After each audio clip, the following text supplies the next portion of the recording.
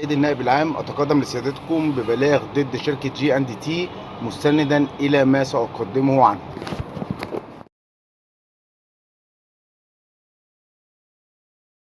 انا بس بسجل المكالمه. اتفضل ماشي. حضرتك. في شحنه معايا باسم. كريم محمود علام. تمام. وبعدين الشحنه ديت طلعت باسم، يعني موجوده معايا. حضرتك عرفتي امتى؟ النهارده؟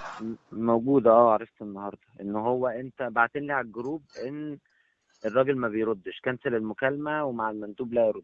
لا لا، الراجل مش ما بيردش. حضرتك جي راسل ولا حضرتك G&T؟ استنى اقول لك عشان هو انت كاتب جي اي مش عارف ايه، جي اي حضرتك حاجة. مين؟ حضرتك مين؟ انا صاحب البراند ايفوري. تمام. امورني بقى كده. العميل اللي كان بيرن عليا قال لك ان انا ما بردش. تمام. لا، هم بعتوا لي على الجروب انه كنسل المكالمة ومع المندوب لم يرد. تمام. حضرتك ولسه عرفت رقمي منين؟ هو سوري بس معلش انا اسف. حضرتك عرفت بعتينه على رقمي منين؟ الجروب، مش دي قصتنا، بعتينه على الجروب. انا بقول لك الراجل بيقول لي ما حدش كلمني وقاعد مستنيك بس. ايوه، انا في مكتب النائب العام، فما كنتش فاضي ارد عليه. بس فانا ما طيب. استلمتش الشغل. فانا اصلا ما استلمتش الشغل. فهو تقريبا يعني هو يا اما خطا يا اما عمليه نصب. يعني اللي بيحصل ده يا اما خطا، لان دي التاني او تالت مكالمه، يا اما خطا يا اما نصب. فانا عايز اعرف مين اللي بعت لحضرتك رقمي بس. هو لان انت انا مش مش المندوب موجود في اسلام؟ الشغل انت من انت 25. المندوب اسلام مصطفى؟ انا المندوب اسلام مصطفى، وانا ما استلمتش الشغل، وحضرتك بتقول لي ان انا استلمت الشغل. فانا كده دلوقتي المفروض في عودتي شغل بتاعك. لو ضاع فهو مسؤوليتي، وانا مش وانا. ما انا تعاملي اصلا مع شركه الشحن مش معاك، انا بكلمك عشان بقول لك الراجل بيقول ما حدش كلمني. ايوه، ما انا هكلمه ليه؟ انا هكلمه ليه؟ ما لان انا ما مش معاش معايا شغل شغل، انا اصلا، ما اجازه. بتنزلش شغل انا اجازه. اصلا. انا اجازه من يوم 25. فانا عايز اعرف، وعندي مشكله مع الشركه، فانا عايز اعرف ازاي يجي لي ينزل شغل عليا وباسمي بس. طب هو انا ممكن استاذنك تبعت لي التسجيل اللي احنا مسجلينه ده؟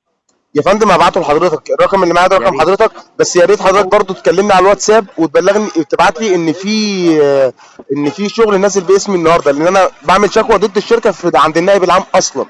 لا والله. اه والله. ففي كده عمليه نصب، يا اما بتحصل على حضرتك يا اما بتحصل عليا، او امم سوء تقدير او خطا عندهم. بس ايه اللي بيحصل انا مش عارف بصراحه. امم بس فهو ده ماشي. اللي انا عايز اعرفه يعني. هم باعتين لي رقمك انه الشحنه بالفعل خرجت للتسليم مع المندوب، وده رقم. تمام. يبقى هما وقال لي كده مصطفى ورقم. بينفذوا تهديدهم ليا، وان هما بيقولوا لي ان انت هنطلعك حرامي. ف... فهم عملوها غلط، لان هم ما يعرفوش انا فين. امم بس لان انا رفضت ماشي. اسلم منتجات لناس غلط يعني.